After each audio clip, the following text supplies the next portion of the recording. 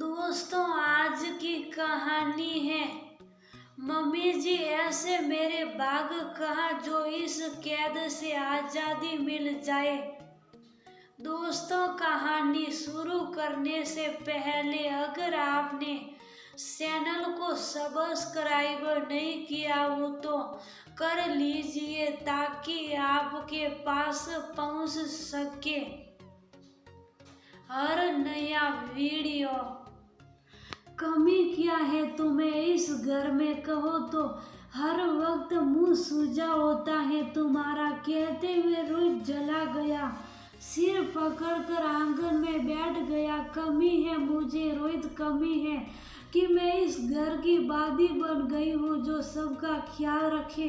कहीं घूमने फिरने ना जाइए, घर नहीं कैद है मेरे लिए। अब अम्मा बाबूजी की सेवा नहीं होती मुझसे, मुझे भी जाना है मायके। अच्छा फिर ठीक है, तुम चली जाओ, मैं सेवा कर लूँगा अम्मा बाबूजी का। अगर बच्चों को भी छोड़कर जाना है तो चली जाओ, मैं संभालूंगा उन्हें भी। हूँ ऐसे मेरे भाग कहाँ है जो इस कैद से आजादी मिल जाए। कहते हुए सीढ़ियों से बरामदे में सड़ी तो सामने सासू माँ रमा जी को देख संग रह गई। फिर अपने तेवर कड़े कर मुंह घुमाकर चल दी कमरे में। रमा जी के आंखों में बेबसी के आंसू थे तो वही घर था जब जवानी में पचास लोगों को खाना बनाकर परोसने में तनिक देर ना लगती। शायद दिन हो या रात, आज उनके और उनके पति के लिए 2 जून की रोटी के लिए बहू के इतने तेवर। आंखों में आए आंसुओं को आंचल से पोंछी रही थी कि रोहित ने आकर माँ को पीछे से पकड़ लिया। अम्मा, आप चिंता क्यों करती हो, मैं हूँ, मैं ध्यान रखूंगा आप दोनों का। जो उसे जाना है तो जाए। देखिए, आज शाम की टिकट भी निकाल दी मैंने, मैं वो सब कर लूंगा जो आप और बाबूजी मेरे लिए करते थे। इतना विश्वास तो है ना आपको अपने बेटे पर। माँ, माफ कर दीजिए कि मैं रूपाली को ये समझाने में सफल नहीं हुआ कि घर के लोगों का ध्यान रखना काम नहीं, जीवन का एक हिस्सा है। कहते हुए हाथ जोड़ लिया। माँ ने बेटे के सिर पर अपना हाथ फेरा और शुभ साफ चली गई। रसोई में कहने आई थी कि बहू बाबूजी के साये की बेला हो गई है, साई बना दे। लेकिन यहाँ तो जो हो रहा था उसे देख उनकी आत्मा तक विषाक्त सी हो गई। कांपते हाथों से साये की पतली सजा दिया चूल्हे पर। साई बनी तो सार कप में सानने लगी। कांपते हाथों से बड़ी मुश्किल से साये कप में डाल रही थी कि रोहित आया। माँ के हाथ से साये की पतली लेकर कप में साये डाल अम्मा बाबूजी के कमरे तक ले गया। दोनों की साये वहाँ रख पीने के लिए आग्रह कर ट्रे उठाकर गया। अपने कमरे में रूपाली के सामने साये के साथ टिकट रखते हुए बोला, साये पी लो और जाने की तैयारी करो। मैंने तुम्हारा और बच्चों का टिकट निकाल दिया है। आज रात 8 बजे की ट्रेन है। रूपाली खुशी से उछल पड़ी, बिना इस बात के परवाह के कि उसके जाने के बाद कौन ध्यान रखेगा। बुजुर्ग अम्मा बाबूजी का है, मैं नहीं जानती थी कि मेरी विश ऐसे इतनी जल्दी पूरी हो जाएगी। थैंक यू रोहित, मैं जाने की तैयारी करती हूँ। रोहित उसे देखता ही रह गया। कोई अपराध बोध नहीं, कोई मलाल नहीं कि अभी माँ बाबूजी के लिए क्या बुरा बोला। धुंधली सी मुस्कान आई उसके चेहरे पर और विषाद की एक गहरी रेखा सी खिंच गई। रूपाली चली गई। भोर के 5 बजे ही रमा जी की नींद खुल गई। जानती थी कि बेटे और पति को कैसे करके 7 बजे तक साये ही जाकर स्नान ध्यान किया। बाल गोपाल जी को मिश्री और मक्खन का भोग लगाया और धीरे कदमों से रसोई की तरफ बढ़ी। आजकल घुटनों के साथ कमर ने भी परेशान कर रखा था। बरामदे में चलते हुए आंखों से आंसू बहने लगे। आंगन के एक छोर पर रसोई और दूसरे छोर पर सभी कमरा।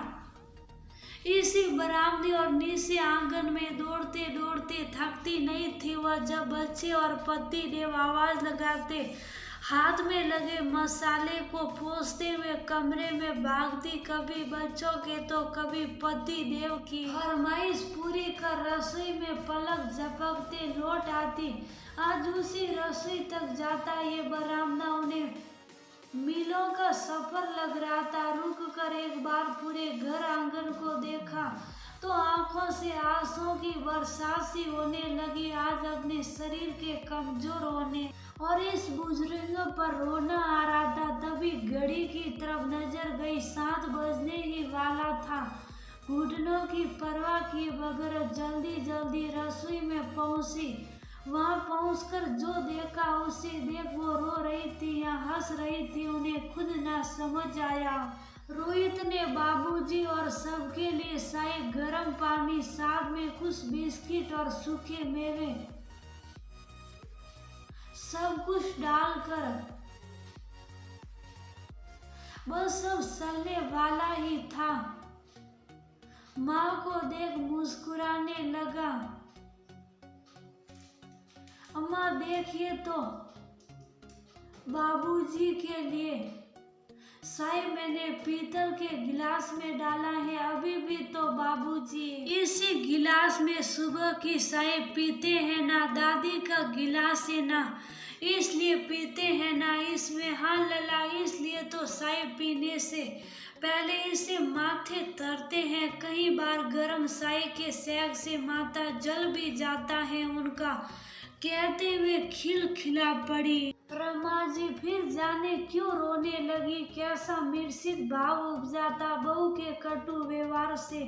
मन में एक टीस उपजा था और उसी टीस पर बेटे ने ऐसे मेहरम लगाया कि उनका हृदय दुख और सुख के बीच झूल रहा था। बेटे ने माँ को सीने से लगा दिया। माँ तुम खिलखिलाती हुई ही अच्छी लगती हो, तुम मुस्कुराती हो तो मेरा दिल धड़कता है, तुम उदास हो जाती हो तो मेरा मन बैठ जाता है। कहते हुए माँ को अपने हाथों के बीच भीस लिया जैसे कोई छोटी बच्ची।